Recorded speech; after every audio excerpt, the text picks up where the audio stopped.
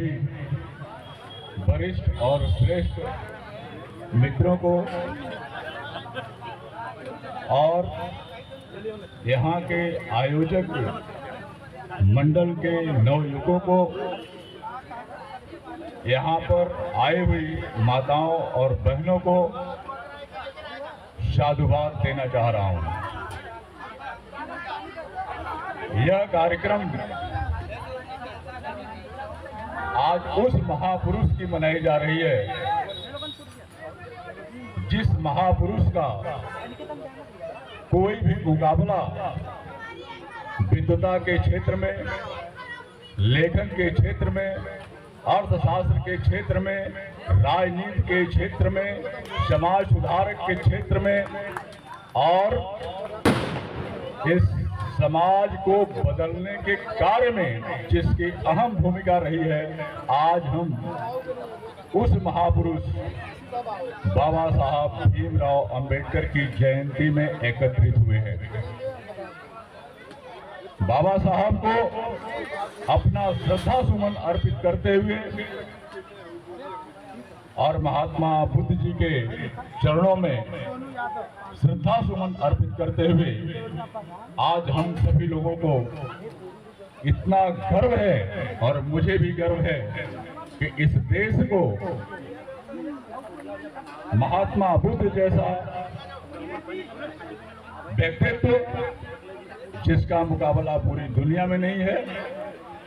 और बाबा साहब भीमराव अंबेडकर जैसी शख्सियत हमारे देश को मिली है।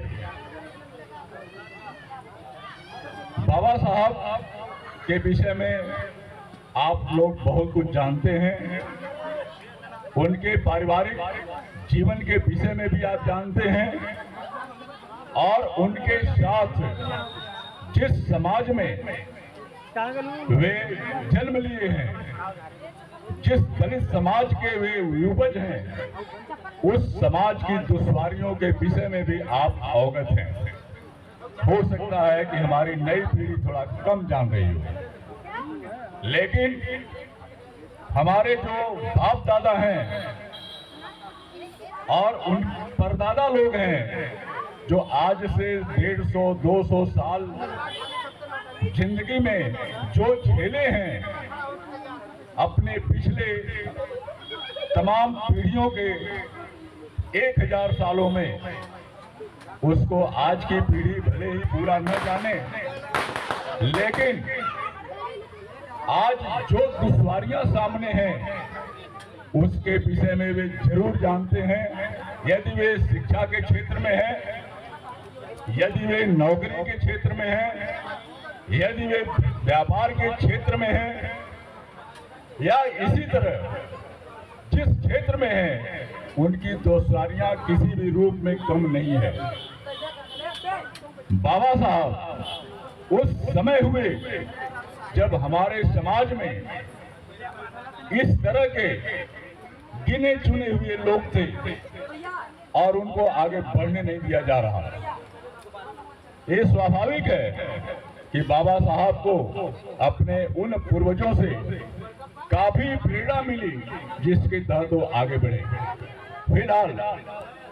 बाबा साहब अकेले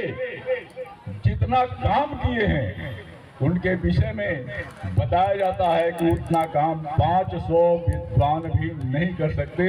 यह उस समय के बहुत बड़े वैज्ञानिक की बात है और उस वैज्ञानिक की बात आने के बाद भी हमारे स्वतंत्रता संग्राम के नायक महात्मा गांधी ने भी यही बात कही कि अकेले बाबा साहब डॉक्टर भीमराव अंबेडकर जी 500 विद्वानों से भी कहीं ज्यादा आगे हैं। और उस समय पूरी दुनिया के 6 महान विद्वानों में से, 6 महान वैज्ञानिकों में से बाबा साहब का नाम जुड़ा हुआ है। जरूरत इस चीज की है कि अभी जब हम सामाजिक कार्यों में जाते हैं, बाबा साहब के जयंतियों में जाते हैं, वहां यह जरूर कहा जाता है कि यहाँ राजनीति की बात नहीं होनी चाहिए। स्वाभाविक है कि मैं या आप किसी पार्टी विशेष की बात न करें, किसी पार्टी विशेष का प्रचार न करें, लेकिन बाबा साहब के जो राजनीतिक उपयोगिता है, जो उनकी राजनीतिक समझ है, जो उनकी आर्थिक समझ है, जो शैक्षणिक समझ है, जो व्यापारिक समझ है, जो इस दुनिया को समस्त गरीबों, मजदूरों और मुख्य रूप से भारत के दलितों, पिछड़ों, अल्पसंख्यकों और गरीब सवर्णों के विषय में जितनी बात उन्होंने कही है, उनके किताबों से अवगत होता है कि शायद इस समग्रता के साथ भारत का कोई विद्वान इस पर बात नहीं किया है। हमारे देश की आज आबादी 1 अरब 40 करोड़ है और इस 1 अरब 40 करोड़ में हमारे माताओं बहनों की संख्या आधी यानी 70 करोड़ है। इस 70 करोड़ को जिस बराबरी के सीमा में लाकर अगर कोई खड़ा किया है, उनकी उतनी कीमत समझा है, उनके श्रमदान का जो उपयोग देखा है, उनकी जो मातृत्व भावना है, उनकी जो एक समर्पण की भावना है, उसको उन्होंने जिस तरीके से बराबरी का हक दे करके सम्मान दिया है, वह कोई भी इस देश में या पूरी दुनिया में किसी ने नहीं दिया है। इसलिए किसी भी कार्यक्रम में मेरा ये मानना है कि जिस तरीके से हम आप यहाँ उपस्थित होते हैं, उनकी जयंतियां मनाते हैं, उनकी चर्चा करते हैं, उनके संगठन, शिक्षा और संघर्ष की बात करते हैं, उनके द्वारा सुझाए हुए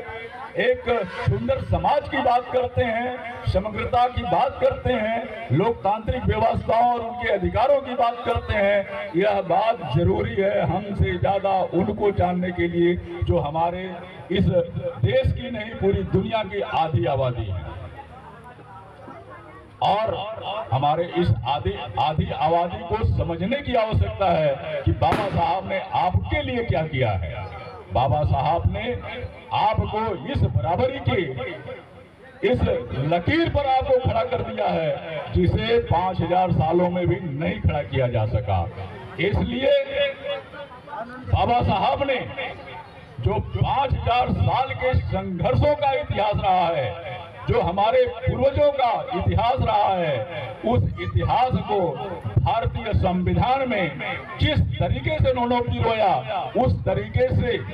आज तक किसी ने नहीं पिरोया। और इसीलिए भारतीय संविधान दुनिया का सबसे बड़ा संविधान है, सबसे बड़ा लोकतांत्रिक संविधान है, सबसे ज्यादा समानता का संविधान है और सबसे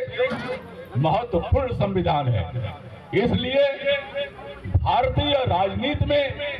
भारतीय आर्थिक व्यवस्था में, भारतीय शैक्षणिक व्यवस्था में, भारतीय समाज व्यवस्था में जो हमारे संविधान का उपयोग है, जो हमारा संविधान कहता है, उस तरह का जो योग है दुनिया के किसी भी संविधान में नहीं है। इसलिए बाबा साहब महान है।